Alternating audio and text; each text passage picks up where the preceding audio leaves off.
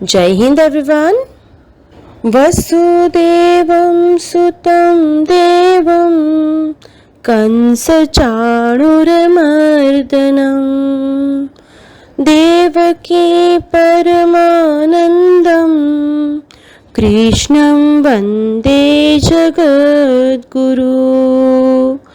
कृष्णं वन्दे जगद्गुरु। कृष्णं वन्दे जगद्गुरु।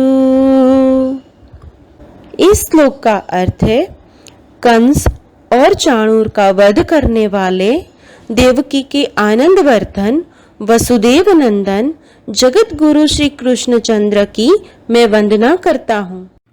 Hello dear students, good morning. कैसे हैं आप सभी? सभी अच्छे हैं? Very good. देखिए बच्चों, अभी हमने जिस चैप्टर की रीडिंग की थी यानी चैप्टर नंबर 7, पाठ नंबर 7, और पाठ का नाम है चतुर मच्छर। देखो बच्चों, सबसे पहले आपको समझना है कि हमें इस कहानी से क्या शिक्षा मिलती है। इस कहानी से हमको क्या शिक्षा मिलती है और हमको किसी के साथ यानी कि आपको अपने फ्रेंड हो या कोई भी हो उसके साथ कैसा व्यवहार करना है या उसको कैसा समझना है, ये हमको सीखना है। ठीक है। देखिए बच्चों, कभी भी हमको किसी को छोटा नहीं समझना चाहिए। समझ में आया? हमें कभी भी किसी को छोटा नहीं समझना चाहिए, क्योंकि छोटी सी वस्तु भी कई बार बड़े से बड़ा कार्य पूरा करने में सहायक बन जाती है, यानी कि हमारी हेल्प कर देती है। कभी कभी हम ऐसा सोचते हैं कि ये तो छोटा है, ये हमारी क्या हेल्प करेगा। ऐसा नहीं है, हो सकता है कि वो हमसे भी ज़्यादा हमारी सहायता कर सकता है। हमको कभी ये नहीं सोचना है कि इसके पास कुछ नहीं है, मेरे पास सब कुछ है। नहीं, आज आपके पास है, कल उसके पास भी हो सकता है। जैसे इस कहानी में जंगल के राजा शेर की निर्दयता से परेशान जानवरों की सहायता एक मच्छर ने की, जिसने शेर को मिलजुल कर रहने का सबक सिखाया है। देखिए बच्चों, शेर कितना बड़ा होता है, बहुत बड़ा शेर होता है, और मच्छर कितना सा होता है, बहुत छोटा सा। जैसे इस कहानी में एक शेर था, वो सभी को परेशान करता था, जंगल में रहकर सभी को परेशान करता था। वो बहुत निर्दयी था, यानी कठोर था, उसको किसी के प्रति कोई दया नहीं थी।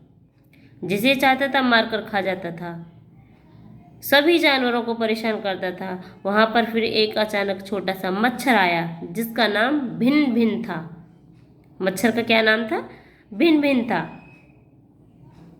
जब मच्छर ने समझाया उन जानवरों को कि आप सभी चिंता मत करो, शेर को मैं सबक सिखाऊंगा।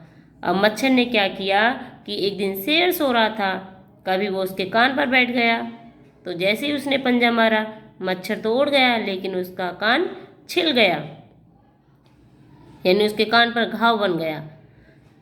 फिर मच्छर उसकी नाक पर बैठ गया, तो वहाँ पर भी ऐसा ही हुआ, मच्छर तो उड़ गया और उसके अपने पंजे से वहाँ पर ही खुद ही चोट मार ली, जिससे उसकी चोट लग गई, यानी उसने अपना शरीर अपने आप ही खराब कर लिया। क्योंकि मच्छर तो छोटा सा है ना, वो तो उड़ जाता है। लेकिन शेर को जब बाद में समझ में आया कि ये मुझे छोटा परेशान कर रहा है, तो मैं तो बहुत बड़ा हूँ, तो मैं क्यों दुखी होता हूँ। जब उसने मच्छर से कहा कि आप मुझे क्यों परेशान कर रहे हो, क्यों नहीं सोने दे रहे हो, मुझे नींद आ रही है, तो मच्छर ने कहा कि आपको क्यों दुख होता है, अब जैसे आपको होता है ऐसे ही सभी को होता है, आप क्यों परेशान करते हो सभी को। फिर मच्छर कहने लगा कि अगर आप किसी को परेशान नहीं करोगे तो मैं भी आपको परेशान नहीं करूँगा। फिर ऐसे ही बाद में आकर शेर ने मच्छर से माफ़ी मांगी कि नहीं, मैं सबके साथ मिलजुल कर रहूँगा, किसी को भी परेशान नहीं करूँगा। तो देखिए बच्चों, हमको कभी भी छोटे को छोटा, बड़े को बड़ा ऐसा कभी नहीं समझना है। हो सकता है रेस्पेक्ट में समझते हैं, रेस्पेक्ट हमको करनी चाहिए, बट हमको कोई परेशान करता है तो उसमें छोटी से छोटी चीज़ भी, छोटे से छोटे जानवर भी काम कर सकते हैं, जिससे हमें कामयाबी मिल सकती है। ठीक है।